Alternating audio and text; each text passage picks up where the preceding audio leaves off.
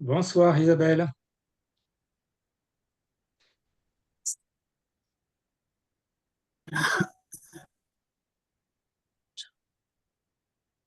Bonsoir.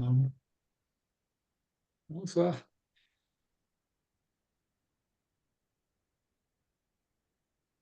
Bonsoir tout le monde. Salut Nicolas. Salut Bonsoir. Nicolas.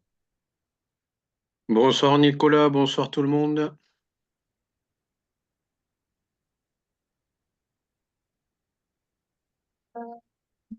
J'entends bien, en fait.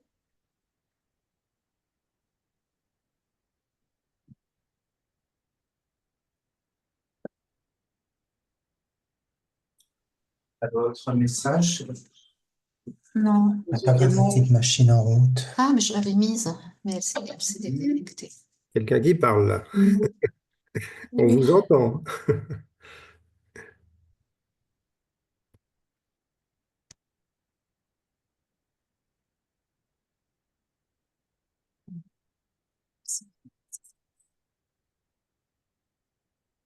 Parle. C'est bon, regarde. Je sais pas. On aperçoit le coude d'Alain. Merci. Ouais, j'avais un petit souci de son.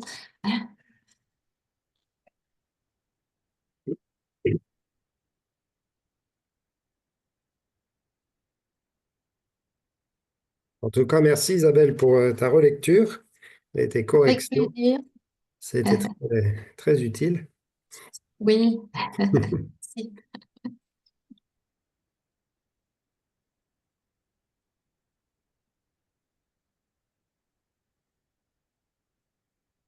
Dédié à relu aussi rapidement et efficacement. Ah.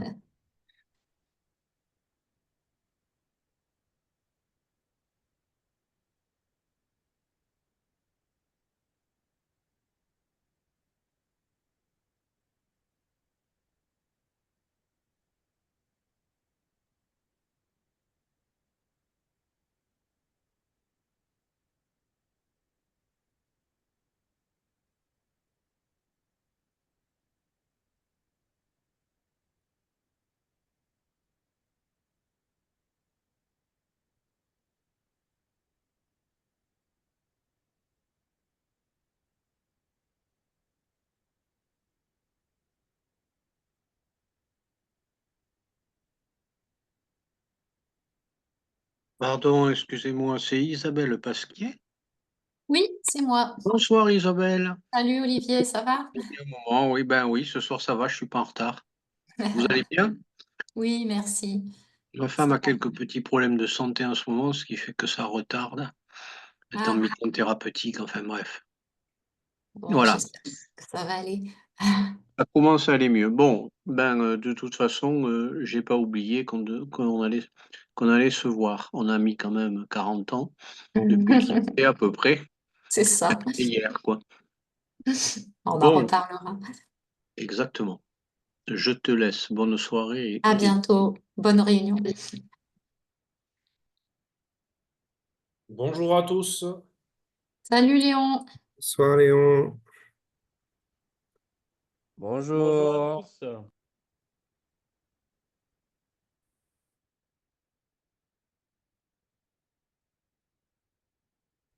Bonjour tout le monde.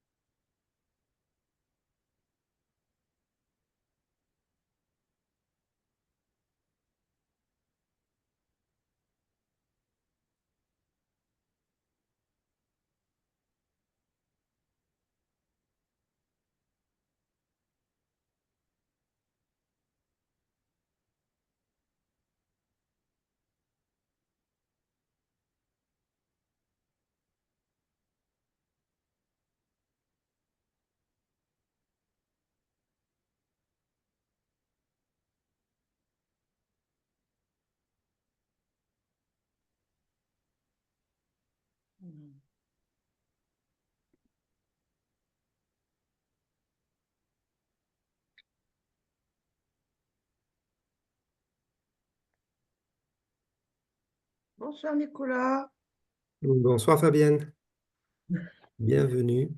merci. Je suis la première. Ah non, non, non, il y a déjà Ah, 18 personnes. moi je les vois pas, comment ça se fait?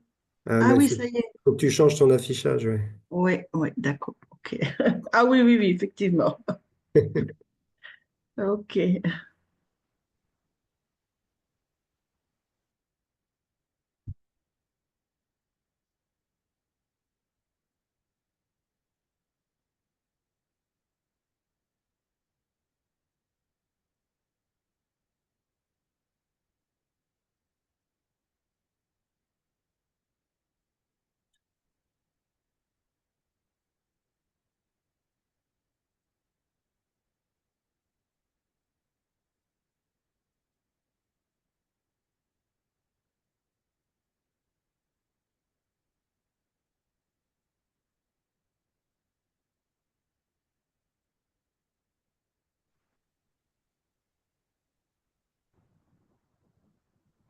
Bonjour.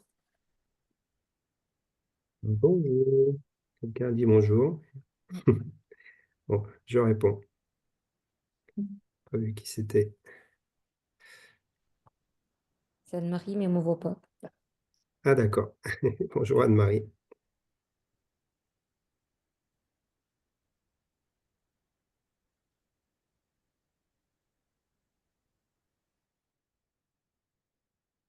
Ok, bah écoutez, on va pouvoir commencer notre cours d'histoire de l'Église. Alors vous avez reçu un nouveau manuel revu et corrigé. Il y avait quelques fautes d'orthographe qui traînaient par-ci par-là. Donc, on remercie Isabelle et Didier pour leur relecture. Et du coup, c'est quand même plus agréable à lire lorsqu'il n'y a plus de fautes. Merci beaucoup. Ok, alors on arrive maintenant à ce moment important de l'histoire de l'Église qui s'appelle donc la Réforme. La dernière fois, on avait vu les pré-réformateurs, hein, vous vous rappelez. On avait vu combien, en fin de compte, la réforme, elle n'arrive pas toute seule comme ça du jour au lendemain. Ça a été, il y a des hommes qui ont déjà commencé à revenir aux sources, on va dire, de la parole de Dieu, à se lever contre les enseignements qui devenaient de plus en plus euh, hérétiques, on va dire, pour certains, en tout cas, qui s'écartaient de la doctrine biblique dans le monde catholique, dans l'Église catholique, et beaucoup parmi eux commençaient à réagir en disant la parole, on veut revenir à l'enseignement des évangiles, à une foi plus pure, plus fondée sur les Écritures, à un salut par la foi et par la grâce. Donc ces choses-là avaient déjà été retrouvées par certains, mais ça n'a pas encore été un grand mouvement qui a suscité un bouleversement incroyable, parce que la réforme, au-delà des aspects doctrinaux, au-delà du réveil spirituel, est vraiment un mouvement qui va transformer la vie de l'Europe et du monde occidental à partir donc du XVIe siècle. Donc il y a eu des secousses avant, et là on arrive devant ce qui va être vraiment un tremblement de terre au niveau européen et même mondial, dont on a encore les conséquences aujourd'hui, parce que beaucoup de nos églises sont héritières hein, de cette réforme protestante du XVIe siècle. Alors, ça nous touche directement parce qu'une grande partie de la réforme va se vivre aussi sur notre territoire français.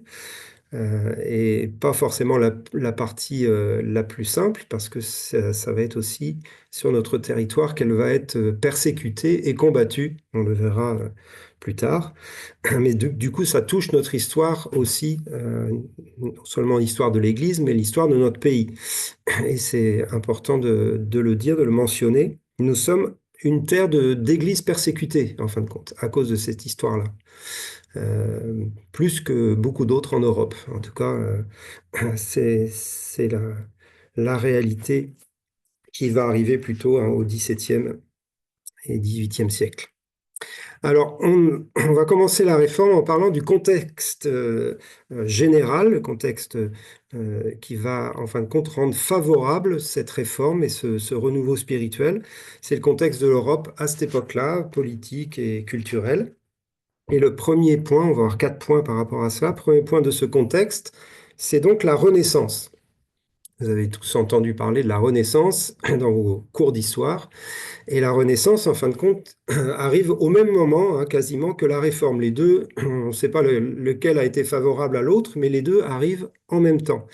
Et la Renaissance, vous savez, c'est un mouvement culturel très fort qui vient d'Italie principalement au départ, mais qui va bouleverser l'Europe entière et toutes les cours royales européennes vont être influencées, toute la philosophie européenne va en être influencée, et bien sûr tout l'art européen. Alors, c'est aussi un renouveau artistique très fort qui vient d'Italie.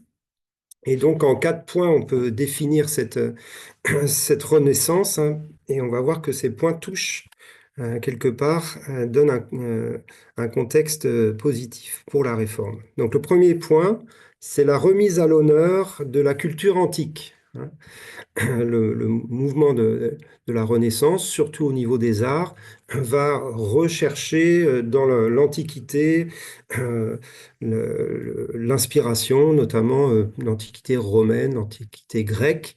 Donc on retourne là au niveau de l'art, mais du coup on retourne aussi de là au niveau de l'histoire. Et du coup, ça favorise aussi ce retour aux sources de la culture.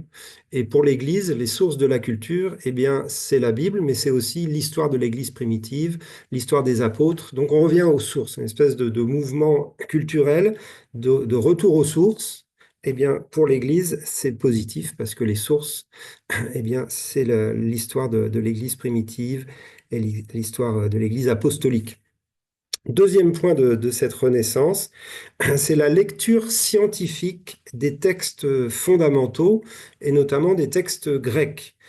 Et donc ça, c'est les philosophes qui le font.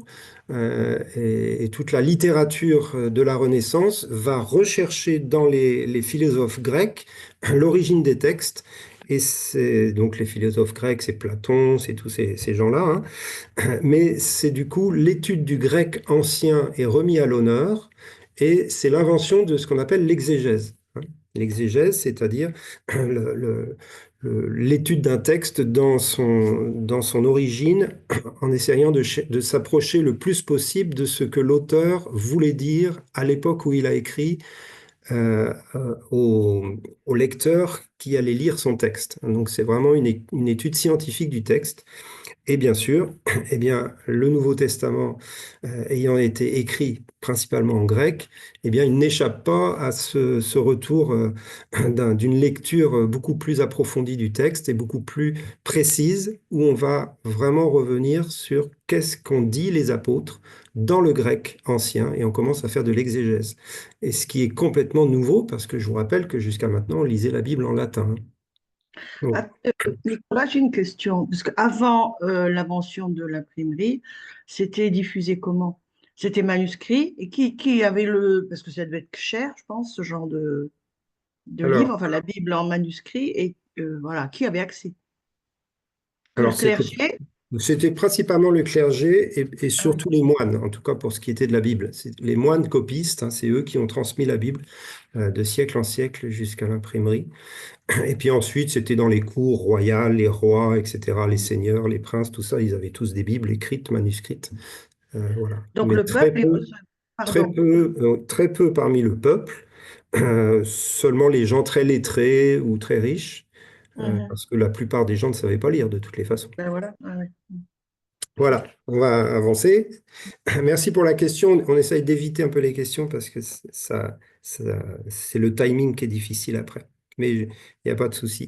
Merci de l'avoir posé. Alors, on continue. Donc, lecture scientifique des textes,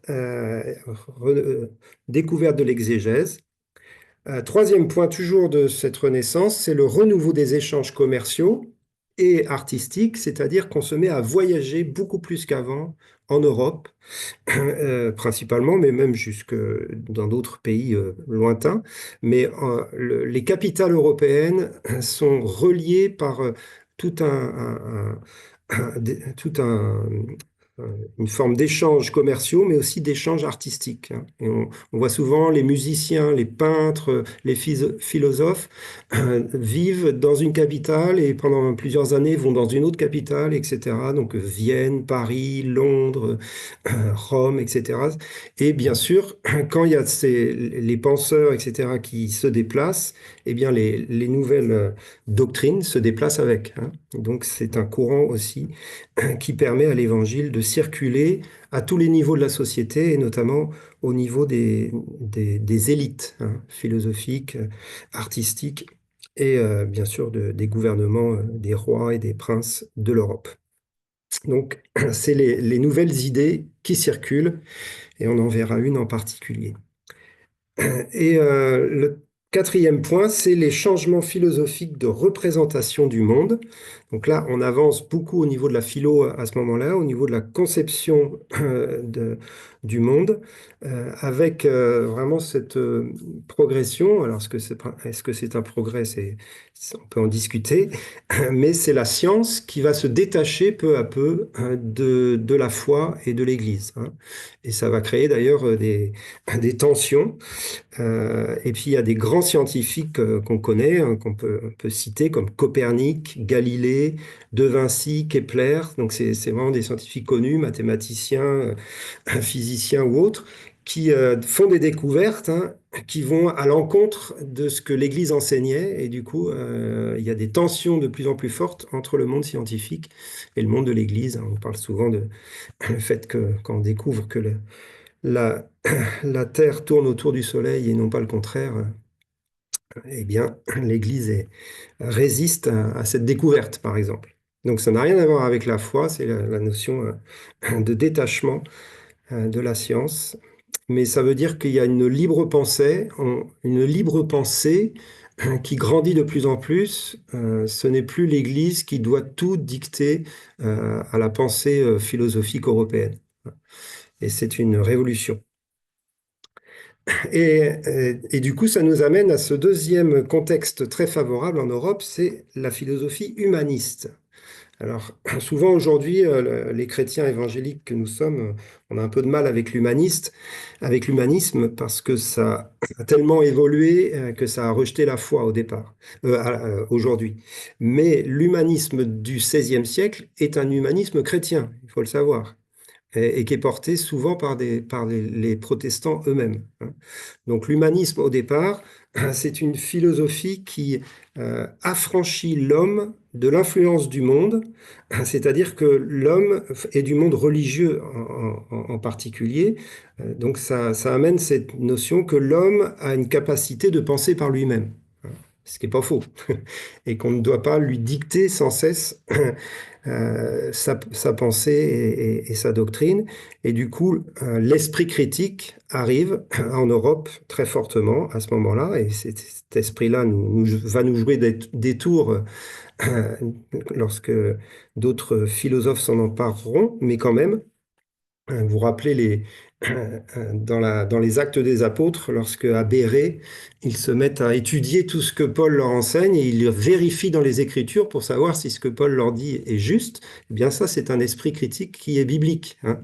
C'est-à-dire on ne gobe pas tout parce que celui qui prêche est en autorité sur nous, mais on a aussi une capacité de penser par nous-mêmes et de chercher par nous-mêmes dans la Bible ce qui est juste. Donc cet humanisme-là, il place l'homme au centre du monde, hein, et il place l'homme non pas sur un piédestal, mais véritablement comme étant on va dire, dans la création de Dieu, eh bien, la personne la plus importante de la création. Ce qui est juste bibliquement, puisque l'homme est créé à l'image de Dieu. Et c'est de là que va venir la dignité, la notion de dignité humaine, la notion des droits de l'homme qui arrivera quelques siècles après. Et tout ça tire son essence, hein, de cette démarche humaniste qui était portée donc par aussi des chrétiens. La curiosité, et enfin, le dernier point qui est important, c'est la tolérance. Alors, la tolérance aussi peut nous jouer des tours, mais c'est quand même un principe fondamental de la réforme, de tolérer tout le monde dans ses croyances, hein, afin que ceux qui ont la bonne croyance puissent être tolérés aussi. Ce qui n'est pas forcément le cas en cas de pensée unique.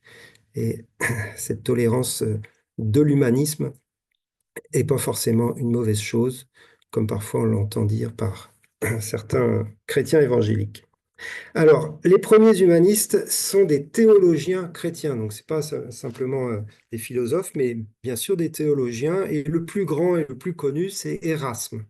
Erasme, qui est un flamand, hein, de la Hollande actuelle, et qui est reconnu depuis toujours comme l'un des plus grands humanistes de la Renaissance. Eh bien, il était chrétien. Toute sa vie, il a défendu une conception évangélique de la religion catholique. Hein, pour l'instant, il n'y a que des cathos. Il a maintes fois critiqué l'attitude du clergé et des papes, dont les comportements lui semblaient en opposition avec les évangiles. Il traduira le Nouveau Testament directement du grec. Bien que ses idées et ses critiques à l'encontre du pape fussent proches de celles de Luther, il n'a jamais voulu adopter ni encourager la réforme protestante, ne souhaitant pas créer de schisme à l'intérieur de l'Église, fidèle par là à son idéal de paix et de concorde. Voilà. Donc en fin de compte, c'est un- comment on dit, il a vécu à la même période que Luther, hein, et il n'a pas eu la même démarche. Il a refait la même découverte au niveau de la parole de Dieu, au niveau de la foi, mais il n'a pas été jusqu'à se séparer de l'Église catholique. Bon, il n'a pas non plus été exclu de l'Église catholique, hein. Mais lui, il est resté à l'intérieur par souhait d'unité et de concorde. Mais sa démarche philosophique était celle d'un humaniste et sa démarche, on va dire, théologique était celle d'un réformateur, d'un protestant. Erasme, très connu. Toujours dans les contextes favorables, le quatrième contexte favorable, il a été cité tout à l'heure par Fabienne, c'est bien sûr l'imprimerie. Et c'est une invention toute simple, technique, mais combien importante dans l'histoire, non pas de l'Église, mais l'histoire de la Bible, hein, et l'histoire de la diffusion des Écritures dans le monde entier. Donc là, il y a eu vraiment, pour la Bible, un- une invention qui a révolutionné la possibilité d'obtenir une Bible. Et ça a correspondu au même moment où on a commencé à traduire la Bible dans les langues vernaculaires. On en reparlera tout à l'heure, c'est-à-dire les langues parlées par le peuple, en français, en allemand, en anglais, etc., et non plus en latin.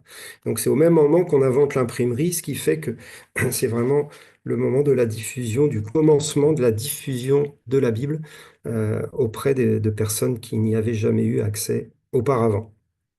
Donc c'est inventé par Gutenberg en 1440, mais c'est bien sûr juste le début, 1440, mais c'est au XVIe siècle, à partir de 1500, que cette invention est multipliée partout et il y a des imprimeries dans toutes les villes.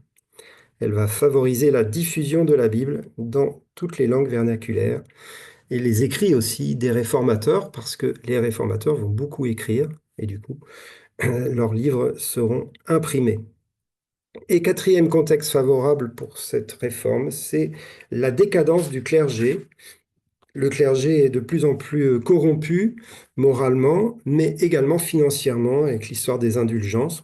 On y reviendra tout de suite là.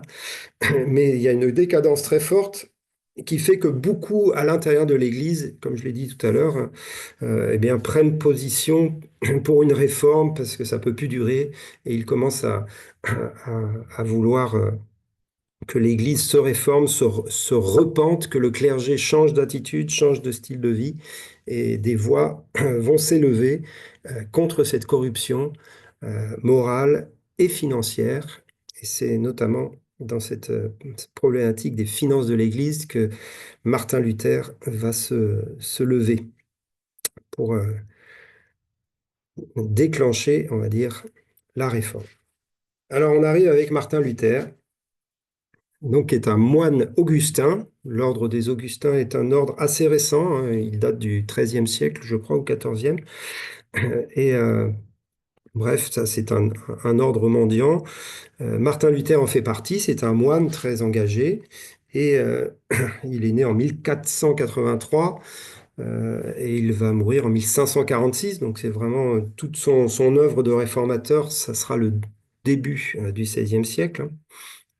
Il est issu d'une famille modeste de Saxe, donc la Saxe c'est l'Allemagne actuelle, enfin une partie de l'Allemagne actuelle. Il devient moine, puis prof de théologie à la faculté de Wittenberg. Wittenberg, c'est vraiment la ville de Martin Luther. On en reparlera tout à l'heure. Alors, il va étudier la parole de Dieu et il va découvrir le salut par la foi.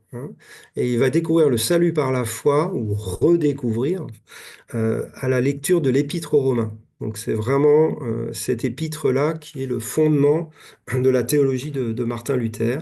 Bien sûr, il va réétudier toute la Bible, bien évidemment, il va même la traduire en allemand, mais c'est la lecture de l'Épître aux Romains qui va bouleverser sa vie, parce qu'il découvre que nous sommes sauvés par la foi, ou plutôt par la grâce au moyen de la foi. Donc c'est la foi et la grâce qui sont les deux révélations de Martin Luther, déjà pour sa propre vie. Et d'un seul coup, le salut lui paraît tellement accessible dans la Bible, tellement simple à recevoir par la repentance et la foi, qu'il est révolté de ce que on ait mis tant de barrières dans l'Église pour l'obtention du salut et du pardon et de la grâce, parce qu'il y a donc ce système des indulgences qui existe dans l'Église catholique, qui est un système qui nous permet de recevoir le pardon à condition de payer et d'acheter des indulgences. Et on achète même des indulgences à l'avance pour pouvoir sortir plus rapidement du purgatoire lorsqu'on sera mort. Vous savez qu'il y a cette doctrine que lorsqu'on meurt, on va au purgatoire pour payer un peu nos fautes, et puis après on en sort. Eh bien, si tu payes de ton vivant des indulgences, eh bien, tu sortiras plus vite du purgatoire. Donc là, on est vraiment dans une fausse doctrine, et surtout une doctrine qui s'oppose totalement à la grâce de Dieu, qui annihile ou annule la grâce de Dieu. Donc Luther est réformé, est révolté par cela. Et bien sûr, c'est en plus une doctrine qui favorise les riches, et en plus qui enrichit l'Église. Donc on est vraiment là dans un système corrompu et un système financier qui est aux antipodes de la foi véritable et du salut par la grâce. Et du coup, il découvre cette grâce fantastique et il va la prêcher toute sa vie, et la réforme est fondée sur la parole, sur la foi et sur la grâce. Sola scriptura, sola fides et sola gratia. C'est vraiment sur ces trois thèmes-là que la réforme se fonde par la découverte, la redécouverte de l'Épître aux Romains par Martin Luther. Alors, il va le faire un acte de révolte. Le 31 octobre 1517, il va afficher sur la porte de l'église de Wittenberg ses 95 thèses. Donc, c'est un texte avec 95 points pour réformer l'Église en attaquant directement le système des indulgences. Donc, c'est des petites phrases assez simples. J'en ai lu quelques-unes. Vous pouvez vous les procurer facilement.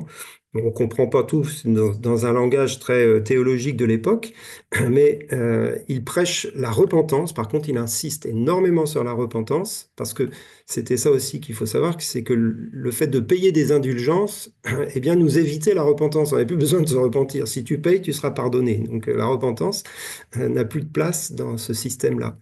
Donc il parle de la repentance, il condamne les indulgences, et puis bien sûr, il annonce le salut par la grâce et par la foi. Donc ces 95 thèses sont publiées, et c'est un défi, bien évidemment, à l'autorité papale, et ça va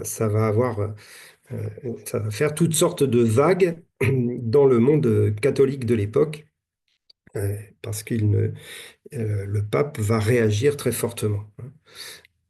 Il va être donc excommunié par le pape Léon X, et il va même être mis au ban du Saint-Empire par Charles Quint. en 1521. Donc, le pape Léon X, c'est donc le dirigeant de l'Église. Charles Quint, c'est l'empereur du Saint-Empire romain germanique, là. Eh bien, ensemble, ils se mettent d'accord pour expulser à la fois Luther de l'Église et du Saint-Empire, hein. Donc, il est excommunié spirituellement et exclu politiquement en même temps à cause de ses 95 thèses et bien sûr de tout ce qu'il enseigne et tout ce qu'il prêche dans l'Église de Wittenberg et au-delà. Mais ce qui va se passer, et c'est là que tout se déclenche en fin de compte, c'est que il va être protégé par les princes de Saxe qui vont le suivre en fin de compte dans sa doctrine avec des motivations plus ou moins pures, parce qu'il y a aussi toute une démarche politique des princes de Saxe pour se séparer de Charles Quint. Donc c'est un bon moyen de se séparer de Charles Quint, qui lui n'est pas Saxe, hein, que de prendre le parti pour Martin Luther. Et du coup, toute cette excommunion, etc., ne va pas le persécuter, il va jamais aller en prison, il va pas être persécuté, il va au contraire être protégé par les princes de Saxe. Il va se réfugier dans un château d'un des princes, et c'est là qu'il va traduire sa Bible en allemand, hein. Et puis, dans ce château, beaucoup de princes, beaucoup de penseurs, d'autres moines, d'autres prêtres le rejoignent et discutent avec lui, donc il va enseigner. Et ensuite, il va retourner dans son monastère à Wittenberg, et c'est de là qu'il va diffuser la réforme, jamais inquiété euh, par l'Église ou par le Saint-Empire, parce que les princes allemands, en grand nombre, et principalement la plupart d'entre eux, hein, vont devenir réformés aussi, hein, vont devenir protestants. Donc, ils vont embrasser la réforme, et du coup, elle va se répandre, cette réforme, dans toute l'Allemagne de l'époque, enfin en tout cas la Saxe, et bien au-delà. On le verra ensuite. Il y a une unité allemande qui commence à se faire, qui est politique, hein, à ce moment-là, et c'est un peu la naissance de l'Allemagne d'ailleurs, et contre Charles Quint, et Charles Quint ne va pas résister, il n'y aura pas de guerre, en tout cas à ce moment-là, pour combattre ces princes allemands, parce qu'ils sont certainement très forts. Alors, l'œuvre de Luther est une œuvre considérable, on s'arrête quelques instants dessus, une œuvre écrite très très importante, il y a plus de 600 titres de transcription de ce qu'il a écrit, hein, des livres ou des choses plus courtes, hein, beaucoup de théologie bien sûr, de la théologie principalement, mais il est aussi prédicateur et écrivain. Il peut s'exprimer sur des sujets théologiques, mais aussi politiques ou polémiques, hein. Donc il parle dans plein de thèmes. C'est un érudit, hein, très, très, très bien, très fort en écriture. Et il écrit par contre en allemand beaucoup, même également en latin, mais en allemand, il écrit de manière très simple. Il est quand même très lisible, donc c'est vulgarisé. En fin de compte, les écrits de Luther peuvent être lus par beaucoup plus de personnes que certains écrits beaucoup plus techniques des théologiens de l'époque. Donc Luther est vraiment quelqu'un qui a une influence énorme par ses écrits sur beaucoup de personnes. En tout cas, tous ceux qui savent lire lisent facilement Luther. Selon le dominicain Yves Congar, je ne pourrais même pas vous dire qui c'est, Luther est un des plus grands génies religieux de toute l'histoire. Il a repensé tout le christianisme. Donc là, c'est vraiment un grand bonhomme qui va repenser tout le christianisme dans sa théologie, mais aussi dans sa pratique. Alors, il y a un petit hic dans la théologie de Luther à la fin de sa vie. C'est bien de le mentionner. Tout n'est pas rose dans la vie de personne. Mais pour Luther, ça va être sa problématique avec des thèses antisémites qu'il va écrire vers la fin de sa vie et qui vont même être récupérées par les nazis 400 ans après, hein. Donc là, il a vraiment semé de l'ivraie parmi toute sa théologie. Et il a écrit un livre qui s'appelle Des Juifs et de leurs mensonges, qui est un tissu de méchanceté à leur égard, basé sur un soi-disant rejet de leur race par Dieu à cause du déicide. Toujours ce mensonge, ils ont les Juifs ont tué Jésus, donc Dieu les a rejetés. Et bien sûr, c'est quelque chose qui n'est pas fondé bibliquement. Dieu ne les a pas rejetés, en tout cas, il les aime toujours autant. Et cet antisémitisme qui monte dans l'Église, déjà dans l'Église catholique, on en avait parlé, eh bien, est malheureusement aussi reprise par Luther dans l'Église protestante. Et d'ailleurs, au lendemain de la Seconde Guerre mondiale, l'Église luthérienne d'Allemagne va reconnaître publiquement sa part de responsabilité dans la formation de l'idéologie nazie, hein, et va demander pardon aux Juifs. Donc il y a eu quand même quelque chose là d'extrêmement fort. Vous voyez, ça remonte 400 ans auparavant aux écrits de Luther.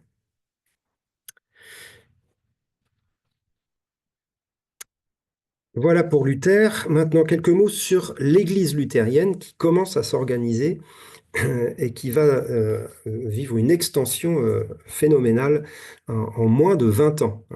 L'enseignement de la Réforme se propage rapidement de l'Allemagne jusqu'en Europe du Nord, en Prusse, au Danemark, en Suède, en Norvège, jusqu'aux Pays-Baltes et même en Islande. Donc là, en 20 ans, c'est phénoménal. On retrouve la rapidité de la première Église, hein, de l'évangélisation de l'Empire romain du temps de Paul. C'est-à-dire que ça se diffuse. Alors en plus, on a l'imprimerie, en plus, on voyage très facilement. Et du coup, ça se diffuse très rapidement, mais vous le voyez principalement en Europe du Nord, au nord de l'Allemagne. Il y aura une réforme spéciale en Suisse et une autre en France dont on va parler en détail. Mais là, au début, c'est vraiment vers le nord de l'Europe que la réforme se diffuse très rapidement. Et un des théologiens et des prédicateurs les plus connus de cette réforme après Luther, c'est Mélanchthon, qui lui aussi est un Allemand, hein, et qui rédige la Confession de foi des églises luthériennes en 1530. Donc c'est assez rapide, hein, les 95 thèses, c'est en 1517. Donc en 1530, il y a déjà une confession de foi autre que l'Église catholique, hein, qui fonde l'Église protestante luthérienne. Alors, elle n'est pas encore appelée protestante, mais elle est appelée luthérienne. On appelle ça la confession d'Augsbourg. Alors cette Église, elle fonctionne sur, bien sûr, l'ecclésiologie de Luther, enseignée par Luther. Et le fondement de son ecclésiologie à Luther, c'est ce qu'on appelle le sacerdoce universel. C'est Luther qui rétablit cette vérité de la parole de Dieu et qui en fait un principe fondateur de l'Église. C'est-à-dire qu'il n'y a plus de prêtres, mais tous les chrétiens sont des prêtres dans le sens qu'ils ont tous accès à la présence de Dieu par la prière, par l'adoration, qu'ils peuvent prendre la scène et qui peuvent être des serviteurs de Dieu, des ministres de l'Évangile, chacun pour leur part. Alors bien sûr, Luther ne renie pas les ministères de pasteurs et d'enseignants, etc. Mais il dit quand même qu'il faut rapprocher les ecclésiastiques des laïcs. Et le peuple de Dieu est formé d'un seul peuple, en fin de compte, formé, c'est vrai, de ministères et de gens laïcs, mais tous au même rang dans leur capacité à être en relation avec Dieu. Et ça, pour nous, c'était une évidence, mais je vous assure qu'à l'époque, c'est une révolution, hein. Donc, le sacerdoce universel qui est fondé sur l'épître de Pierre au chapitre 2. Approchez-vous de lui, pierre vivante, afin de former une maison spirituelle, un sacerdoce royal. Il se base sur ce texte-là, qui est aussi un texte que l'on connaît bien dans nos églises, évidemment. Alors, il va écrire 2 catéchismes très complets, un simplifié pour le peuple et pour les enfants, et un autre à destination des pasteurs pour leur formation. Et au départ, il aurait aimé qu'il n'y ait pas trop de séparation entre les pasteurs et le peuple, mais bien évidemment, rapidement, il doit réaliser que les pasteurs, ce sont des personnes qui ont fait des études, qui sont cultivées, qui sont des érudits, alors que le peuple est inculte, et le peuple a beaucoup de mal, bien sûr, et la plupart ne savent pas lire, donc ils ne peuvent pas être au même niveau. Donc c'est évident qu'à un moment donné, c'est pas la même hiérarchie que dans l'Église catholique, mais quand même, les ecclésiastiques, les pasteurs, le clergé pastoral va prendre, bien sûr, une autorité spirituelle très forte sur les églises, ce qui est bien évidemment l'histoire de la Réforme jusqu'à aujourd'hui. Le rôle du pasteur est très important parce qu'il est celui qui sait, celui qui a étudié la Bible et qui prêche et enseigne la Bible. Et à l'époque, il est le seul à pouvoir le faire. Donc ça fonde le pastorat, le rôle du pasteur dans l'Église réformée ou l'Église luthérienne est vraiment fondamental. Il va faire quelque chose aussi de révolutionnaire, il va supprimer le célibat des prêtres, et donc des pasteurs, et il rapprochera les laïcs par la prédication en langue locale. Donc les pasteurs vont pouvoir se marier. Vous savez que c'est aussi écrit dans la parole de Dieu, dans la Bible, que c'est pas juste de leur imposer le célibat. Et donc la prédication dans les langues locales, on ne prêche plus en latin dans l'Église luthérienne, on prêche dans la langue du pays où se trouve l'Église. Et dernier point, Luther est un grand admirateur de la musique, c'est un musicien lui-même. Et du coup, il introduit dans l'Église le chant, alors il y avait déjà du chant, hein, mais plus en latin, et là encore, des cantiques en langue locale. Et du coup, dans l'Église luthérienne, dès le XVIe siècle, on chante en allemand, on chante dans la langue du pays, en norvégien si on est en norvégien, et on chante des cantiques, et notamment ceux de Luther. Il a écrit plus de 43, enfin des centaines de cantiques, mais il y en a 43 qui se chantent encore aujourd'hui dans les églises luthériennes et réformées. Donc c'est vraiment un conducteur de louanges et un chantre inspiré, ce Luther.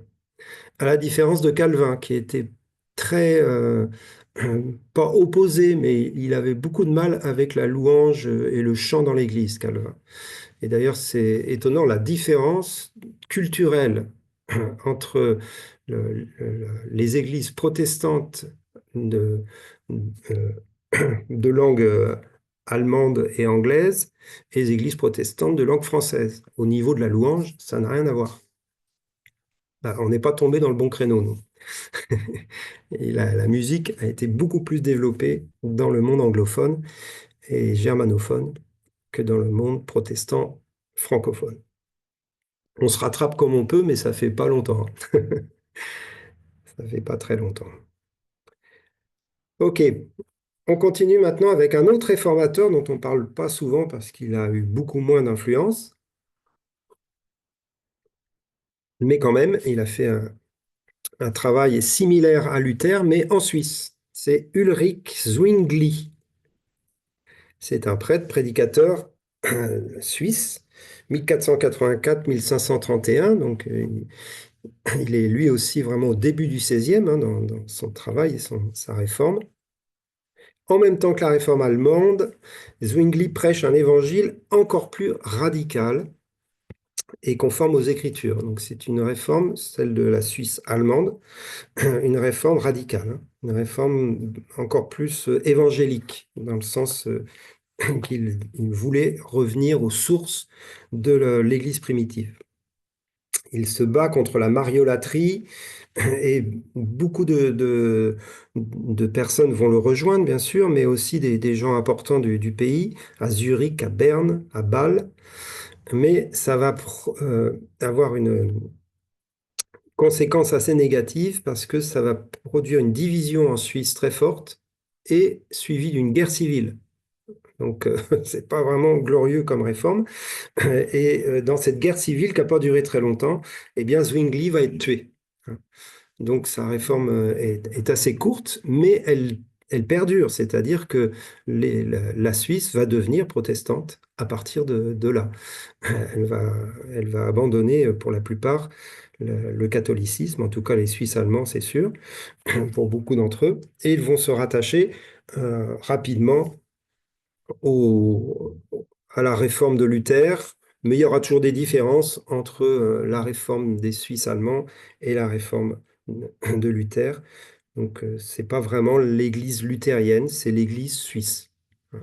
L'Église réformée suisse, qui est très proche, mais qui a gardé son autonomie depuis lors, à cause de l'origine de cette réforme d'Ulrich Zwingli. Il y a encore quelques questions doctrinales sur la scène, notamment, qui les séparent des Allemands, en tout cas des luthériens. Un autre homme, un autre réformateur, pardon, dont on parle peu également, mais qui a eu un rôle très important à la même époque. Et celui-là, il est français, c'est Lefebvre d'Étaples, Jacques Lefebvre d'Étaples. Alors, c'est un précurseur, c'est en même temps que Luther, mais même un peu avant Luther. Et c'est marrant de voir ça parce que c'est quelque chose qu'on revoit assez régulièrement dans l'histoire des réveils. C'est-à-dire que un réveil, parfois, il est suscité vraiment dans un seul endroit très précis par un ministère, mais parfois, le même réveil a lieu dans plusieurs endroits en même temps, hein. On a eu ça, par exemple, au moment de Toronto, lorsqu'il y a eu Toronto. Eh bien, à Mâcon, on a eu notre Toronto avant Toronto. Donc, ce qui s'est passé à Mâcon n'est pas le fruit de ce qui s'est passé à Toronto, parce que c'est arrivé 2 mois avant. Même si c'est que 2 mois, c'est quand même avant. Donc, ça veut dire qu'il y a des moments dans Dieu suscite les mêmes choses, la même démarche spirituelle dans plusieurs endroits en même temps. Et c'est très clair pour la Réforme. Nous, on le voit avec Zwingli en Suisse, en même temps que Luther, et avec Lefebvre d'Étaples en France. Même si c'est pas lui qui va être le réformateur français, on le verra, c'est Calvin, mais ce que d'Étaples va faire est quand même très fort. C'est juste qu'il ne va pas créer une nouvelle église. Alors, le roi de France à l'époque, c'est François Ier, hein, c'est bien de le dire, parce qu'on reparlera de lui. Et il était un fervent catholique, comme tous les rois de France, mais il va s'ouvrir aux idées de la Renaissance. Donc on revient à ce qu'on disait au début du cours, hein, la Renaissance qui influence l'Europe à l'époque et toutes les cours royales. Donc François Ier accueille eh bien des penseurs, des philosophes, des humanistes, dont ce Jacques Lefebvre d'Étaples, qui est prof à la Sorbonne. Donc il va être très apprécié, hein, par François Ier, et du coup, il ne va pas être persécuté, lui non plus, il ne va pas être mis au banc ou quoi que ce soit. Au contraire, on va l'encourager, et il va étudier les épîtres de Paul, et avant Luther, il va proclamer le salut par la foi et l'autorité des Écritures. Donc c'est vraiment un réformateur sur la même base, hein, que Luther, sauf il est moins connu parce qu'il aura moins d'influence, mais c'est exactement la même démarche. Il enseigne l'épître de Paul et spécifiquement l'épître aux Romains, le salut par la foi. Il va être invité par son ami, qui est aussi son disciple, Guillaume Brissonnet, qui est évêque de Meaux, hein. En fin de compte, c'est un théologien, c'est pas un prêtre, hein, Jacques Lefebvre d'Étaples.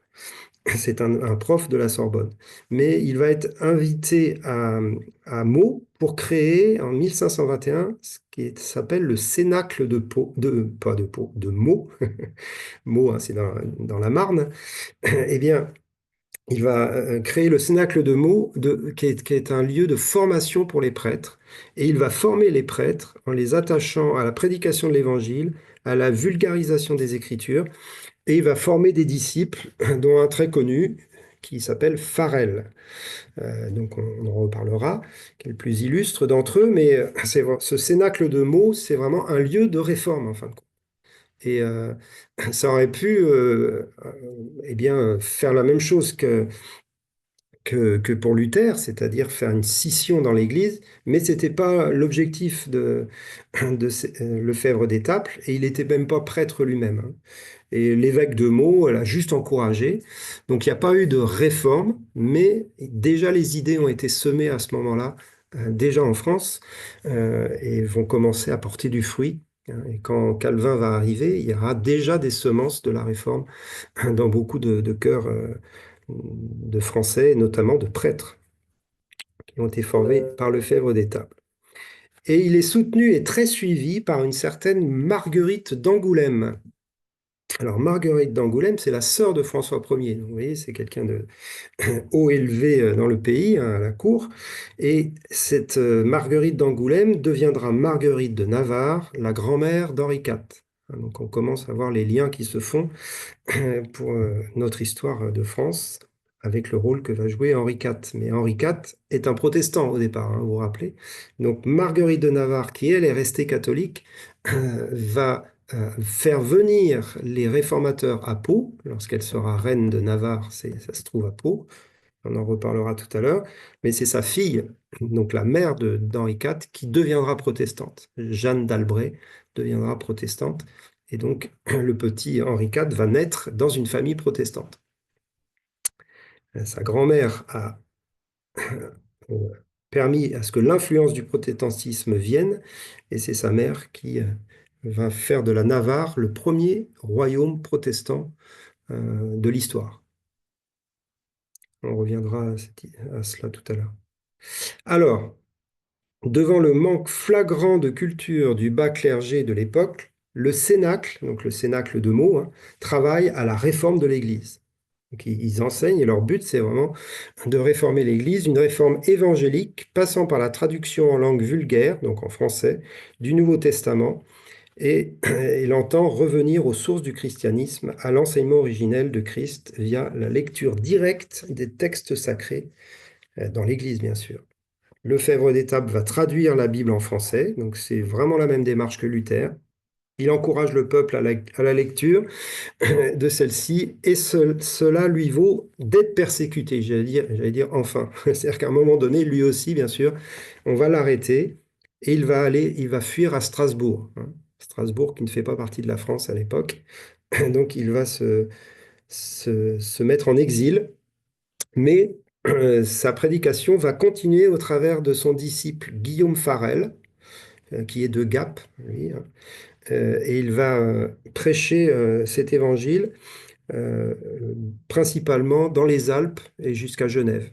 Et c'est là où ça va bouillonner. Dans ce coin-là, la réforme française va commencer à naître avant même que Calvin arrive. Alors ce Farel, Guillaume Farel, il va arrêter les messes, hein, pour prêcher l'évangile. Lui, carrément, il est beaucoup plus incisif que l'était Lefebvre d'Étaples. Il va dans les messes, dans les églises, il arrête la messe pour prêcher l'évangile, et il sera le principal acteur de la réforme suisse des cantons francophones, canton de Vaud et canton du Jura, jusqu'à Genève. Hein, donc vous avez vu, on a la Suisse alémanique, hein, Suisse allemande, qui est sous l'influence de Zwingli, mais la Suisse francophone, eh bien elle est influencée par Lefebvre d'Étaples via Guillaume Farel, qui va prêcher dans toute cette région. Il gagnera également Genève pour la Réforme, et c'est lui qui ensuite va inviter Calvin à Genève. Il aura un autre disciple, Pierre Viret, qui apparemment est très connu aussi dans la Suisse romane, parce qu'il sera un réformateur très influent à l'époque. Et ça nous amène maintenant à notre Calvin préféré, puisque lui, il est français aussi, et il est le réformateur pour la France et le monde francophone de l'époque. Et c'est un théologien, un universitaire, qui a eu une grande influence jusqu'à aujourd'hui sur toute l'Église protestante et évangélique. Alors, la vie un peu de Jean Calvin. Il est né à Noyon. Et c'est marrant parce que souvent les gens pensent que Jean Calvin était suisse. Hein. Jean Calvin donc n'est pas suisse. Peut-être certains ont besoin qu'on rectifie. Il est né à Noyon en Picardie, donc c'est un bon français du nord, de la Picardie. Et il va avoir lui aussi une conversion radicale, subite. Il va étudier la théologie et il va avoir comme professeur Mathurin Cordier. Alors Mathurin Cordier, lui aussi bon, il est catholique, mais c'est quelqu'un qui est très influencé par les pensées de la Réforme. Et c'est un prof un docteur de théologie, mais il est aussi très axé sur la pédagogie. Et Mathurin Cordier va influencer toute la réforme au niveau des écoles, hein, et de l'enseignement des enfants. C'est pour ça qu'on parle de Mathurin Cordier encore aujourd'hui dans les écoles chrétiennes comme étant un père de la réforme pour l'enseignement scolaire. Eh bien, c'est ce Mathurin Cordier qui a enseigné le petit Calvin. Donc, parfois, dans nos classes, on peut avoir des gens qui vont bouleverser le monde entier. Et du coup, ce Calvin va commencer à enseigner la parole parce que c'est non seulement un théologien, mais c'est un prédicateur. Et il va vite être persécuté, lui aussi, pour ses travaux de réformateur. Hein. On a vu que Lefebvre d'Étaples était obligé de fuir à Strasbourg. Eh bien, lui, Calvin, un peu plus tard, il va se réfugier en Suisse, tout d'abord à Bâle. Et c'est à Bâle qu'il va écrire son grand livre, hein, L'Institution chrétienne, qui était un précis de théologie, un traité de théologie très complet, hein, L'Institution chrétienne. Il va écrire ça en 1536 et il va le réformer, il va le compléter. Et la dernière version date de 1561. Donc c'est un écrit, en fin de compte, qui parcourt la vie de Calvin. Et il va très profond dans l'étude de la parole de Dieu. C'est une théologie systématique et globalisante. Et c'est aussi une démarche pour influencer les plus grands, parce qu'il va, au début de l'institution chrétienne, il écrit une épître à François Ier. Donc en fin de compte, il adresse sa théologie au roi. Et cette épître à François Ier est là pour lui présenter la doctrine des protestants. Voilà. Donc, il veut que François Ier sache quelle est la doctrine évangélique des protestants. Et on peut dire plusieurs différences entre Luther et Calvin, mais une différence fondamentale, c'est que Calvin est plus évangélique, au sens où on l'entend aujourd'hui, que Luther. Et Calvin va vraiment fonder son enseignement sur le salut par la foi, comme Luther, mais également sur la notion de la prédestination de l'élection. Hein, et le calvinisme est très axé sur la grâce de Dieu qui est irréfutable sans les œuvres. Alors, on va pas parler de toute la doctrine de Calvin, mais un des points sur lequel il fonde sa doctrine, c'est qu'il accentue énormément le contraste entre la toute-puissance de Dieu et la sainteté de Dieu. Donc il enseigne beaucoup sur les attributs de Dieu et sa sainteté, et le contraste avec la misère de l'homme à cause du péché originel, et le fait que l'homme est complètement perdu, en fin de compte, et qu'il ne peut absolument pas s'améliorer par lui-même et se sauver par lui-même. C'est la doctrine que l'on prêche, nous, hein. Mais il l'étaye, il va vraiment très profond dans cet enseignement. Il parle de la corruption de la nature humaine. Et donc, pour lui, le salut dépend entièrement de la grâce divine. Il n'y a aucune part pour l'homme. Alors, c'est peut-être parfois un peu excessif, mais en tout cas, il le fonde bibliquement. Aucune part pour l'homme, c'est-à-dire que même si tu dis oui au salut, le oui que tu dis vient de Dieu. Hein, c'est Dieu qui te permet de le dire. Donc c'est vraiment une grâce totale, ce qui est sûrement pas loin d'être juste. On ne va pas faire de théologie ce soir. Autre chose qui est important dans ce livre de l'institution chrétienne, c'est le fait qu'il l'écrive lui aussi en français, bien sûr.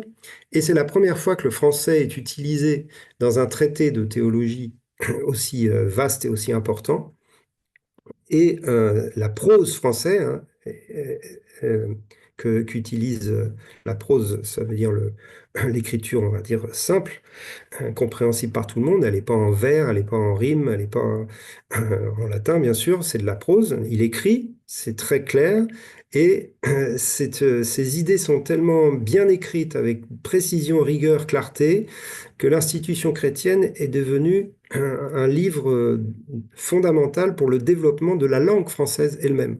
Au-delà de l'aspect théologique et religieux, c'est un livre de référence pour le début de l'expression la plus belle de la langue française. Donc c'est très intéressant de voir que c'est un chrétien qui est à l'origine aussi de cette expression euh, prosaïque de la langue française en grande qualité.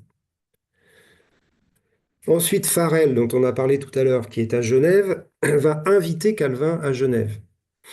Et donc, c'est là où Calvin va s'installer. Il va prendre très vite la direction de l'Église, mais il va être trop dur dans ses enseignements. Il est très strict, Calvin. Il prêche un évangile où vraiment il combat le péché. Et du coup, c'est pas légaliste, mais en tout cas, ça frôle le légalisme et c'est très carré. Et donc, du coup, ça choque un peu les gens à Genève. Et donc, il va être congédié. Il va repartir à Strasbourg. Et en fin de compte, vu que l'Église est dans le désordre après son départ, il sera réappelé à Genève. Et en fin de compte, il va y rester 23 ans. C'est pour ça que parfois on pense souvent qu'il est suisse lui-même, parce qu'il va vraiment s'installer à Genève, et c'est de Genève qu'il va à la fois dispenser son enseignement qui va parcourir bien toute l'Europe francophone, et la France en particulier, mais c'est aussi de Genève qu'il va mettre en pratique ses convictions théologiques et ses convictions ecclésiologiques, et ses convictions même sur l'influence de l'Évangile sur la cité. Et en fin de compte, ce que développe Jean Calvin, c'est une théologie du royaume de Dieu, on pourrait le dire comme ça, parce qu'il enseigne la parole de Dieu dans tous les domaines de la vie de la société. Donc les enfants doivent être enseignés dans la Bible, et bien sûr, mais il parle d'hygiène, il parle de gestion des finances, il parle de plein de thèmes très concrets, très terre à terre, d'économie, de commerce, etc. Et il fonde tous ses enseignements sur la parole de Dieu. Et il va faire une réforme très locale, mais surprenante, de la ville de Genève. Et la ville de Genève donc, va vraiment se convertir à la fois réformée calviniste, et elle était réputée, cette ville, pour être très sale, et aux mœurs très corrompues. Donc, c'était pas du tout une ville telle qu'on la connaît aujourd'hui, la belle Genève, très, très classe. C'était pas du tout ça à l'époque. Et il est dit, ça, c'est les historiens qui en parlent, et même les non-chrétiens, qu'elle va être entièrement transformée en quelques années. Elle deviendra un centre d'expansion de la réforme et de l'Europe, en Europe francophone. Et c'est à cause de l'influence de l'Église et de l'enseignement de Calvin qui va vraiment toucher toute la population, qui sortira d'une vie de corruption et de misère pour vraiment développer une économie aussi très prospère. Et l'économie de Genève d'aujourd'hui date aussi de cette période-là, qui a été très influencée par Calvin et son enseignement. Il va organiser les églises réformées de langue française, donc l'église calviniste, c'est l'église réformée que l'on connaît, nous, dans notre pays. Vous savez que l'église luthérienne en France, juste une parenthèse, est principalement en Alsace, un peu en Lorraine, et très peu dans d'autres villes en France. Le reste des églises protestantes françaises, ce sont des églises calvinistes, donc qu'on a appelées églises réformées. Donc l'église luthérienne, Strasbourg, etc., mais l'église réformée, tout le reste de la France, donc sous l'influence de Calvin, de sa théologie. Il y a juste un petit bémol dans l'histoire de Calvin. Bon, il était très sévère, ça, on l'a déjà dit, mais c'est une affaire qui a eu lieu, une affaire de, de discipline dans l'Église, l'affaire Servet, dans laquelle il a participé. C'est un théologien, un médecin espagnol, qui va être condamné au bûcher par l'Église de Genève pour sa position antitrinitaire. Donc là, on n'est plus trop dans la tolérance là, des humanistes. Le pauvre gars qui s'oppose à l'enseignement de la Trinité, donc bien sûr, c'était une fausse doctrine qui était prêchée, mais il va être condamné par l'Église, et Calvin va participer à cette condamnation. Il va essayer que sa mort soit moins cruelle, mais bon, c'est tout, quoi.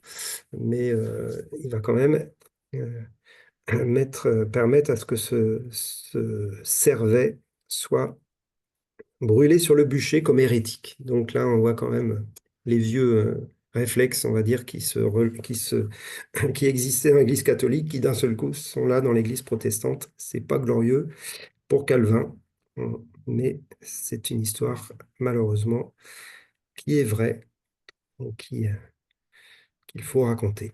Propagation de la réforme calviniste. Alors, cette réforme calviniste, comme je vous l'ai dit tout à l'heure, la réforme luthérienne s'est propagée dans le nord de l'Europe. La réforme calviniste va principalement se propager en France. Voilà. Déjà parce qu'elle est française au niveau de la langue. Ses bouquins sont écrits en français, ses enseignements, sa prédication est en français, mais également parce qu'il y a une grande soif en France pour sa prédication. Et ça va aller très vite et ça va toucher principalement la France de Genève à La Rochelle. On appelle ça le croissant huguenot.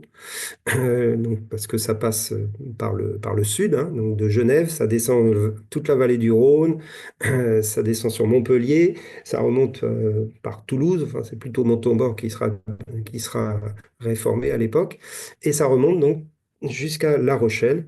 Alors bien sûr, il y aura d'autres endroits où la réforme va se propager, hein, dans le nord de la France aussi, hein, même à Rouen, très peu en Bretagne, mais en Normandie, il y en aura, ou dans l'Est aussi, la Marne, etc. Mais ce croissant huguenot va être complètement bouleversé par l'enseignement de Calvin, parce qu'on dit qu'il y aura plus de 2000 pasteurs formés à Genève par Calvin, qui vont retourner en France pour s'occuper de l'église naissante. Donc, 2000 pasteurs, c'est un pasteur par église, ça fait quand même 2000 églises réformées en France en quelques années, quoi. Donc c'est vraiment un réveil, on peut le dire, qui touche notre nation. Chaque temple construira une école. Donc, vous avez peut-être déjà vu la carte que Luc Bussière, pour ceux qui le connaissent, qui est un fervent défenseur de l'école chrétienne, il se base sur cette carte qui est magnifique. C'est une carte où on voit la carte de France avec toutes les écoles chrétiennes qui étaient implantées à l'époque. Et en fin de compte, il y avait presque une école par église. Donc, on parle de ces 2000 écoles chrétiennes rattachées à des églises ou des temples. À l'époque, on ne parle pas encore de temples. Une vingtaine de collèges et 11 académies protestantes qui enseignent aussi des étudiants, hein. Donc c'est assez fort, hein. C'est pas juste, on va dire, une évangélisation de base où les gens se convertissent. C'est aussi tout un enseignement où on touche les familles, les enfants, etc. Ce que Calvin a vécu à Genève, eh bien, il essaye que ce soit vécu partout en France. Mais bien sûr, ça ne va pas prendre la même ampleur à cause de la persécution qui arrivera. Mais là, pour l'instant, il n'y a pas encore de persécution très claire, donc ça se propage très vite. Là, je reviens au royaume de Navarre. Donc, je parlais tout à l'heure de la reine de Navarre, hein, Marguerite de Navarre. Là, maintenant, on est à la période de sa fille, Jeanne d'Albret, qui est donc la mère d'Henri IV. Donc, la Navarre n'est pas encore rattachée à la France. C'est un royaume à part. C'est pour ça qu'elle peut faire un peu ce qu'elle veut. Ça appartient pas à la France. Vous vous rappelez l'expression le royaume de France et de Navarre, quoi. C'est deux royaumes différents qui vont être unis ensuite par Louis XIII. Mais le royaume de Navarre, dirigé par Jeanne d'Albret, elle décide la transformation de toutes les églises en temples. Alors elle, c'est radical, c'est une conversion par la force. Les gens doivent devenir protestants dans le royaume de Navarre. Toutes les églises deviennent des temples. Tous les prêtres soit ils deviennent des pasteurs, soit ils sont virés. Elle déclare le protestantisme religion du royaume. Ça va durer 40 à 50 ans quand même. C'est-à-dire que le royaume de Navarre va être un royaume entièrement protestant. Alors, c'est pas forcément glorieux dans le sens que c'est pas forcément des conversions, hein. C'est par la force, c'est par l'autorité de la reine, mais quand même, c'est intéressant de le savoir que ce royaume qui aujourd'hui est un département français, hein, la Navarre, c'est le Béarn d'aujourd'hui, sauf que ça allait à l'époque en Espagne, mais ça correspond au Béarn. Eh bien, avec Pau pour capitale, c'est devenu un royaume protestant. Pau, est appelée la Petite Genève et l'Académie d'Orthez, la petite ville d'Orthez, donc c'est une académie avec une fac de théologie, hein, va rayonner dans tout le pays à l'époque. Voilà. Bon, j'ai bien étudié ça parce que j'ai été pasteur à Pau, donc je connais bien l'histoire de, de cette région. Et c'est intéressant, on y reviendra quand on parlera d'Henri IV tout à l'heure, si on a le temps d'aller jusque-là. À la fin du règne de François Ier et durant celui d'Henri II, la persécution commence et va faire rage très fortement. Donc du coup, là, il y a eu ce réveil, il y a eu ces 2000 églises, et ensuite, une persécution va être déclenchée. Euh, il va y avoir des nombreux martyrs, hein, les gens vont être brûlés vifs, ils vont être jugés par une chambre spéciale du Parlement appelée la chambre ardente, hein. Donc François Ier aussi est un persécuteur des Huguenots, hein. Il n'y a pas que Louis XIV, mais déjà François Ier a lancé le truc. Malgré cela, l'Église s'organise sous sa forme presbytérale et synodale. Donc presbytérale, c'est-à-dire que l'Église locale est très importante, elle a son propre gouvernement, c'est-à-dire un conseil presbytéral qui dirige l'Église, c'est comme dans nos églises, en fin de compte, on revient au conseil d'anciens, un conseil presbytéral avec un pasteur. Et après, la forme synodale, c'est que les églises sont reliées entre elles par des synodes, c'est-à-dire que les pasteurs se rencontrent pour discuter de théologie et des affaires de l'Église. Et c'est les deux seuls niveaux, c'est-à-dire qu'il n'y a pas de hiérarchie plus organisée comme dans l'Église catholique. Il y a juste l'Église locale avec son gouvernement et l'Église synodale, c'est-à-dire les pasteurs entre eux qui gardent une même doctrine et une même démarche globale de l'Église réformée. Et c'est toujours comme ça aujourd'hui d'ailleurs. Donc ça, malgré la persécution, ça continue à se développer. Et en 1559, il y a une confession de foi commune qui est dite la confession de foi de La Rochelle, qui va être écrite et qui va devenir la confession de foi de l'Église réformée de France. La confession de foi de La Rochelle. La Rochelle, c'est vraiment un fief protestant à l'époque. Le calvinisme va continuer à se répandre en Suisse et va toucher la Suisse allemande, va toucher aussi la Hongrie, la Pologne et jusqu'en Écosse. Donc vous voyez, le calvinisme, alors non plus en langue française, mais je veux dire la doctrine de Calvin et la réforme calviniste, qui est un peu différente, comme je vous l'ai dit, de celle de Luther, qui est un peu plus radicale, va se propager aussi dans d'autres pays. Donc Suisse allemande, Hongrie, Pologne, et en Écosse, au travers d'un homme très connu qui s'appelle John Knox, ou Knox, si on prononce le K, mais je ne crois pas, John Knox, qui est un disciple de Calvin, qui a été formé à Genève et qui retourne donc en Écosse, et il va fonder ce qui deviendra l'Église presbytérienne d'Écosse, qui existe encore aujourd'hui, hein. Et elle est basée, là aussi c'est une église presbytérale, basée sur le gouvernement des anciens. Hein, le rôle des pasteurs est beaucoup moins important que dans l'Église réformée. Et l'Église, et Knox va être quelqu'un qui va avoir un rôle sur l'Écosse. Il va s'opposer à la reine Marie Stuart dans sa politique et dans le fait c'était une reine très dominatrice et qui écrasait le peuple. Et John Knox va vraiment prier et intercéder pour l'Écosse et va s'opposer. En tout cas spirituellement, politiquement, je ne sais pas, mais il va s'opposer à Marie Stuart. Il y a eu un réveil en Écosse à cette période-là aussi.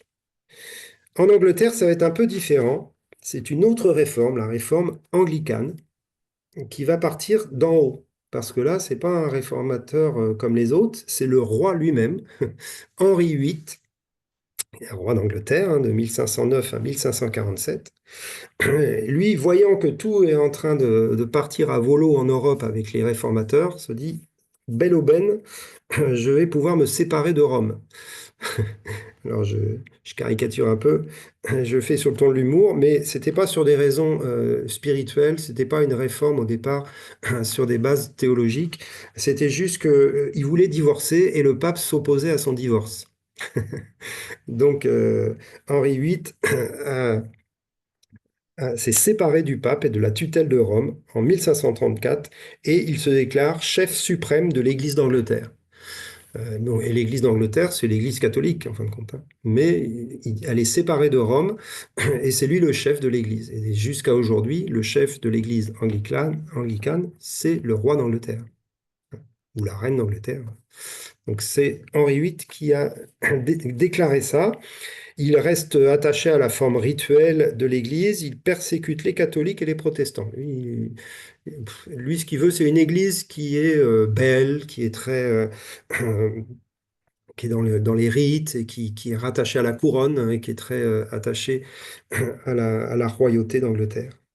Et en fin de compte, pourquoi on parle d'une réforme? C'est parce que son fils, Édouard VI, a été élevé par des protestants, je ne sais plus par quel biais, et c'est lui qui, une fois que son père sera mort, hein, c'est lui qui va introduire la réforme dans l'Église d'Angleterre, qui deviendra l'Église anglicane d'aujourd'hui, hein, sous l'influence de plusieurs, Bucer, Lasky et aussi Knox, hein, dont on a parlé, et qui vont donner à l'Église anglicane la confession de foi calviniste. Okay. Donc là, il y a vraiment une réforme, mais elle passe par le haut, c'est le roi qui, sous l'influence de théologiens calvinistes, va transformer l'Église d'Angleterre en Église calviniste, bon, qui n'est pas comparable à l'Église calviniste de France, mais quand même, l'Église anglicane. Bon, aujourd'hui, l'Église anglicane, il y a plusieurs formes d'Église, elle est très très large dans son expression. Il y a la High Church, c'est celle qui est rattachée à la couronne, mais vous pouvez avoir des églises anglicanes complètement charismatiques et où tout le monde tombe par terre lorsqu'il y a un ministère pris pour eux. Donc l'Église anglicane aujourd'hui est très multiple, mais elle date de la réforme du fils donc de Henri VIII qui s'appelait Édouard VI.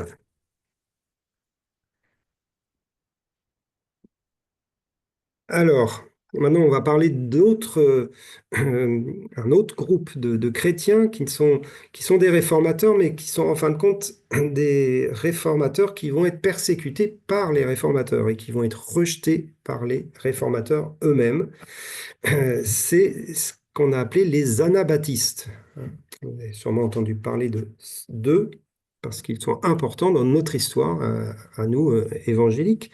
Les anabaptistes, pourquoi on les appelle anabaptistes? Parce que ce sont des réformés, notamment en Suisse et en Allemagne, qui refusent le baptême des enfants. Donc anabaptistes, on ne baptise pas les enfants. Donc, alors que Luther et Calvin continuent à baptiser les enfants. Pour eux, ce n'est pas un problème. Les familles entières se convertissent, on baptise tout le monde. Les anabaptistes, eux, donc c'est les précurseurs des baptistes, hein, qui arriveront plus tard, et des évangéliques, c'est-à-dire qu'on croit à la conversion adulte, ou en tout cas en âge de conscience, donc même enfant, mais en tout cas en âge de choix personnel, et donc le baptême ne peut se faire qu'après la conversion. Donc il n'y a pas de baptême d'enfant pour les anabaptistes, et c'est eux qui insistent dessus, et du coup ils vont se séparer de l'Église officielle. Ils refusent aussi le rattachement à l'État et la protection de l'État. Parce que je vous rappelais, l'Église de Luther était protégée par les princes de Saxe, etc. Donc en Allemagne en tout cas, et même en Suisse. Et du coup, ils refusent ça aussi. Ils ne veulent pas être sous la tutelle de l'État et ils ne veulent pas baptiser les enfants. Donc ils quittent l'Église officielle et ils forment des communautés indépendantes en Suisse, en Allemagne, en Alsace, en Bohême. Donc on retrouve la Bohême, vous vous rappelez, et plus tard en Angleterre. Donc ça, c'est le premier réveil, on va dire, évangélique, qui va donner naissance au mouvement évangélique dont nous sommes issus, on va dire, largement, quoi. Et vous allez voir qu'il y a un homme parmi ces anabaptistes qui va donner son nom à un mouvement qui existe encore aujourd'hui. C'est Monsieur Menno Simons, ou Simons. C'est un anabaptiste des Pays-Bas. Là, pardon. Hop, j'ai eu une crampe, excusez-moi. Un anabaptiste des Pays-Bas qui va structurer L'église, hein, l'église des Anabaptistes, c'était juste des communautés, etc. Donc il va structurer les choses, il va prendre un peu la direction de ce mouvement, et c'est pour ça qu'on appellera les Anabaptistes rapidement les Ménonites, hein, de Méno-Simon. Donc Ménonites, ça existe encore aujourd'hui, il y a des églises ménonites en France et partout en Europe. Et beaucoup d'entre eux, à cause des persécutions qui commencent même par les protestants, hein, même les luthériens vont les persécuter, du coup, ils vont émigrer. Et beaucoup vont émigrer ensuite aux États-Unis, enfin aux Amériques, Amérique du Sud, Amérique du Nord, avec toute la vague d'immigration qui commencera dès le XVIIe siècle. Et c'est eux qui vont influencer énormément eh bien, la foi américaine, du coup, hein. Les évangéliques américains, les anabaptistes, les ménonites, et ensuite les premiers baptistes qui, eux, seront américains. Enfin, en tout cas, c'est aux États-Unis qu'ils créeront les premières églises baptistes dont on aura l'occasion de parler. Donc, les anabaptistes sont les précurseurs des évangéliques d'aujourd'hui, car ils prônaient un retour aux enseignements apostoliques et aux pratiques de l'Église primitive, telles que nous les mettons, nous les vivons, nous, aujourd'hui. Et toujours un mouvement un peu parallèle, alors celui-là moins biblique, mais intéressant aussi, c'est Jacob Boehme, 1575-1624, donc lui aussi c'est très tôt, hein, au XVIe. Ah non, c'est à la fin du XVIe, pardon, et début XVIIe. Il était cordonnier de métier, donc c'est pas un prêtre, c'est pas un pasteur, mais c'est un Allemand, il vivra en Allemagne. Il va développer un courant mystique parmi l'Église luthérienne allemande. Un courant mystique avec une pensée et une philosophie, une recherche de profondeur. Il vit des expériences mystiques fondatrices avec Dieu. Donc c'est étonnant, hein, dans le cadre de l'Église protestante. On avait parlé des mystiques dans l'Église catholique, mais il y a aussi des mystiques dans l'Église protestante. On peut lire un de ces témoignages. En effet, je vis et je connus l'être de tous les êtres, le fond et le sans-fond, également la naissance de la Sainte Trinité, l'origine et l'état originel de ce monde et de toutes les créatures par la sagesse divine. Voilà, il vit une révélation incroyable. On ne sait pas ce qu'il en est au niveau de la doctrine, mais en fin de compte, il va se mettre à écrire beaucoup de choses. Et il est un des précurseurs de ce qu'on appelle la théosophie. La théosophie, c'est la sagesse de Dieu. Sophie, sagesse, théo, Dieu. Sagesse de Dieu. Mais la théosophie, c'est une connaissance par l'illumination et non pas par la raison. C'est pour ça que c'est un mystique. Et les théosophes qui ont été après lui sont dans une recherche qui est très mystique et qui est parfois ésotérique, hein. Donc on n'est plus là dans une démarche de foi chrétienne, on va dire, fondée sur les Écritures. Donc du coup, c'est parti un peu dans tous les sens. Mais lui, apparemment, il est resté quand même très attaché à la vraie foi, en tout cas à Jésus, hein. Et il a été, bon, il y a eu beaucoup de détracteurs, mais sa théosophie restera toujours au service d'une mystique de l'union avec Dieu par le Christ, hein, d'accord? Donc il est, voilà, l'union avec Dieu par le Christ, on l'a prêché pendant quelque temps à l'ACT, il n'y a pas longtemps, hein. Donc c'est, voilà, il est quelqu'un vraiment qui cherche la relation et l'intimité avec Dieu, et il écrit ensuite des bouquins philosophiques de sagesse, de révélation. Voilà, c'est un Allemand et il faut en parler parce qu'il est connu, hein, ses écrits sont beaucoup lus et ont influencé tout un courant. La théosophie a continué de progresser, mais bien sûr, ce n'est pas du tout une église chrétienne, hein, c'est un courant philosophique mystique.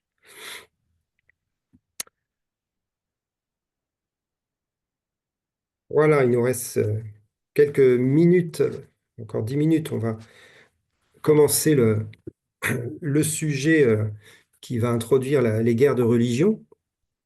Donc là, on est à la fin, on a vu un peu tous les réformateurs, un peu le développement de cette réforme. Il faut quand même dire que c'est un succès au départ. La réforme est vraiment un succès étonnant. Alors, si on se focalise sur la France, c'est sûr que ça va vite être limité, mais pour l'Europe, c'est un succès incroyable qui va influencer la moitié du monde occidental connu de l'époque, et ensuite qui va envahir toute l'Amérique du Nord, hein. Donc, à l'époque, à la fin du XVIe siècle, à l'exception de l'Italie et de l'Espagne, donc là, c'est vraiment les deux pays qui ont résisté totalement à la réforme. On comprend pourquoi. L'Italie, c'est là qu'il y avait le pape, et l'Espagne, il y avait les Pyrénées qui empêchaient de passer, donc était un peu à l'écart. Mais c'est les deux seuls pays qui ont vraiment fermé la porte et qui n'ont pas du tout été influencés par la réforme. Mais sinon, on peut dire que toute l'Europe est gagnée par la réforme. Et même en France, il y a une expression qui est dite, la moitié du royaume est devenue huguenote. Ce n'est pas une expression qui est dite avec joie par le roi et par les seigneurs de l'époque, mais ça en dit long sur l'influence de la réforme quand même en France. Mais bon, malgré beaucoup de conversions de masse peu profondes, donc c'est important de le dire aussi, c'est pas qu'un réveil avec des conversions. C'est aussi beaucoup de gens, par exemple, en Saxe avec les princes allemands, si le prince devenait réformé, enfin luthérien, tous ceux qui étaient sous la juridiction de ce prince, ils devenaient tous luthériens. C'était pas une question de se convertir, ils étaient cathos et devenaient luthériens, point barre. Donc c'est pas forcément un réveil au sens où on l'entend aujourd'hui, qui s'est propagé partout. Plus en France, à la limite, parce qu'en France, c'était au prix de ta vie que tu devenais réformé. Donc, il fallait vraiment que ce soit une vraie conversion pour tenir. Mais dans beaucoup d'autres pays, c'était aussi des conversions de masse. Et bon, c'est aussi quelque chose qui a touché la culture du pays et qui a touché les mentalités. Ça a eu un impact spirituel, moral, comme on l'a vu pour Genève, social, économique, sur presque tout le continent européen, et par la suite dans tout le monde occidental, anglophone principalement, ou sous l'influence du monde anglophone. Donc on peut parler de la réforme au même titre que de la Renaissance. Donc, on peut mettre les deux mouvements en parallèle. Elle a contribué à un changement de civilisation qui a bouleversé la société occidentale et influencé le cours de l'histoire jusqu'à aujourd'hui. Et encore aujourd'hui, on voit la différence entre les pays qui ont été sous l'influence de la réforme et les pays qui ont été reconquis ou qui sont restés sous l'influence catholique. On le voit dans l'économie, on le voit dans beaucoup de points aussi de la société, la conception de la vie en société. C'est pas forcément que du positif pour la réforme et du négatif pour le catholique, hein. C'est juste deux mouvements qui ont influencé des pays dans leur culture et dans leur fonctionnement économique et social. Voilà. Et du coup, à cause de cet essor et cette croissance de la réforme, eh bien, l'Église catholique va se bouger. Ils vont commencer à se dire, c'est pas possible que ça prend tant d'influence. Il va falloir qu'on fasse quelque chose pour contrer cette réforme. Et c'est ce qu'on va appeler la contre-réforme catholique. C'est à la fin du XVIe siècle que les catholiques vont s'organiser pour contrer l'hérésie protestante, hein. Et ils vont faire ça lors d'un concile, le concile de Trente, qui a duré 20 ans. Donc c'est un grand concile. Un concile, c'est donc les évêques qui se réunissent pour discuter de théologie. Donc ils se sont réunis plusieurs fois pendant 20 ans. Ils ne sont pas restés 20 ans ensemble, mais ça a duré 20 ans en tout cas. Et ça a servi à refonder les dogmes catholiques, parce qu'ils ont bien vu que là, il y avait trop de choses qui étaient remises en question. Donc ils ont réécrit leurs dogmes, refondé la théologie catholique, pour lutter plus fortement contre les hérésies réformées. C'était aussi une stratégie de reconquête avec donc une doctrine assainie et des dogmes plus clairs. Et il y a eu à ce moment-là la création de l'ordre des Jésuites, qu'on connaît bien, mais c'est un nouvel ordre monastique, hein, monachique. Les Jésuites, en 1540, sous l'impulsion de l'Espagnol Ignace de Loyola, lui aussi bien connu, donc c'est lui qui va créer ça. C'était un moine entièrement fidèle au pape et à l'Église. Et c'est vraiment l'ordre des Jésuites, c'est un ordre au service du pape et de l'Église, et presque du pape avant l'Église. En tout cas, ils sont là pour, on va dire, propager la doctrine de l'Église et l'enseigner. Ils sont recrutés parmi les lettrés, et ils vont devenir ce qu'on a appelé l'armée de la contre-réforme. Hein, donc c'est vraiment les soldats du Christ pour lutter contre l'hérésie protestante. Ils font vœu d'obéissance aveugle au pape et ils ont 3 buts principaux, et c'est vraiment une stratégie incroyable, vous allez voir. Premier objectif, c'est la mission en pays païen et en pays hérétique. Donc, vous savez que les jésuites vont partir partout dans le monde entier. Hein. Les jésuites vont être des missionnaires très importants, mais aussi en pays hérétique, c'est-à-dire qu'ils vont essayer de reconquérir les endroits où la réforme a pris corps. Donc, pour l'expansion du catholicisme. Donc, ce sont des missionnaires, premier point. Deuxième stratégie, l'instruction de la jeunesse, pour contrecarrer les nombreuses écoles protestantes et le fait que les enfants sont enseignés dans l'hérésie protestante. Donc, ils vont créer des écoles et ils vont enseigner. On le sait bien que beaucoup d'écoles catholiques ont été tenues par des jésuites. Hein, et les jésuites sont des enseignants, c'est des profs, la plupart d'entre eux, à tous les niveaux de l'école jusqu'à la faculté. Et la troisième stratégie, le confessionnal pour influencer les grands de ce monde. C'est-à-dire qu'ils s'introduisent auprès des rois et des princes, des nobles, etc., pour leur proposer d'être leurs confesseurs. Et beaucoup de jésuites seront les confesseurs d'autorités et de rois et de princes, etc. Et pour gagner de l'influence. C'est pas juste recevoir leur confession, mais c'est aussi être des hommes d'influence dans la haute société auprès de tous ces gouvernants. Donc vous voyez que c'est une stratégie qui est vraiment pensée, réfléchie, hein, cette contre-réforme, et qui va porter du fruit. Donc la contre-réforme va regagner du terrain en France, et on en reparlera. Par exemple, la ville de Pau dont je vous ai parlé tout à l'heure, qui était la petite Genève, va devenir, dans la contre-réforme, complètement catholique. Il va y avoir, je crois, 7 monastères qui vont être créés à Pau en l'espace d'une vingtaine d'années. Donc c'est vraiment très stratégique et très une reconquête quoi, géographique. Donc ils vont regagner du terrain en France, aux Pays-Bas du Sud. Les Pays-Bas du Sud, c'est la Belgique d'aujourd'hui. Donc les Flandres du Nord sont protestantes encore aujourd'hui, alors que la Belgique, en tout cas la Wallonie, la Belgique francophone, est catholique. Donc on voit aujourd'hui qu'il y a la séparation entre les deux, date de cette époque-là, de la contre-réforme. Ils ont repris aussi la Bavière, et la Bavière en Allemagne est la province la plus catholique d'Allemagne, encore aujourd'hui. Très belles églises en Bavière. L'Autriche, donc l'Autriche qui est de langue allemande, est reprise aussi par la contre-réforme, et l'Autriche encore aujourd'hui est très catho.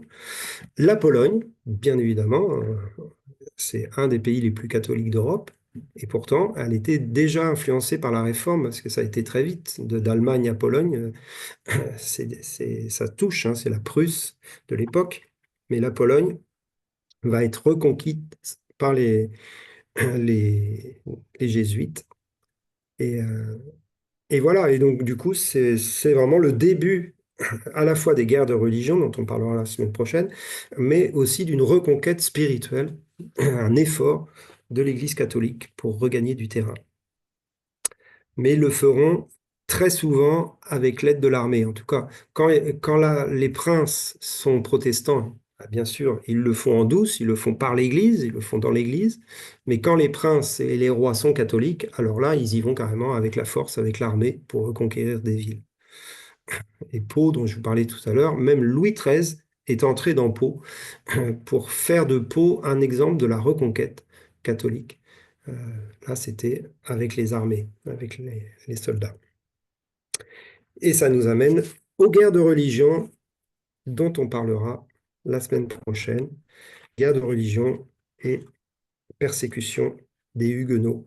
Ce sera le début du chapitre qu'on étudiera, pas la semaine prochaine d'ailleurs, mais au mois de décembre, dans 15 jours, je crois. Voilà, on a fini pour ce soir. Soyez bénis, vous pouvez décocher vos Merci beaucoup, Nicolas. Merci, Nicolas. Merci, Nico. Avec Merci, plaisir. Nicolas. Bonsoir à tous. Merci Et beaucoup. bonsoir. Bonne soirée. Vous aussi, bonne soirée à tous. Au revoir. Yes, voit pas. merci Nicolas. Nico. Yes, bonne Sois soirée. béni, Nico. Bonne soirée. Gros Ciao, bisous, ciao. Nico. Gros bisous, Nicolas, Nico. Ciao, Est-ce que ciao. tu connais Merci Théo. est-ce que tu connais l'arbre historique des églises fait par la FPF? Le quoi tu dis? Est-ce L'arbre? que tu connais l'arbre historique des églises fait par la FPF? Non, je connais juste le truc qu'avait fait Luc Maroni, là, le grand truc, tu sais. On voit pas Je te le bien. scanne et je te l'enverrai. Ok, super. Et puis, j'ai juste une remarque de linguistique. Vas-y. Le W se prononce V en allemand. Ah, ok. Donc, c'est Zwingli et c'est Wittenberg. Arceau. Ça marche. Je n'ai jamais fait d'allemand de ma vie, donc je suis Voilà, c'est ça. excusé. On le prononce V, donc c'est Zwingli et Zwingli. Wittenberg. Ouais. D'accord. Allez, Et puis, bonsoir à Wittenberg, toutes et à vraiment. tous. Bonsoir Nicolas et encore Merci, merci. vraiment. Au revoir. Au revoir, Olivier. Merci. Bonsoir. Bonsoir à tous. Allez, Au bonne revoir. soirée. Merci encore.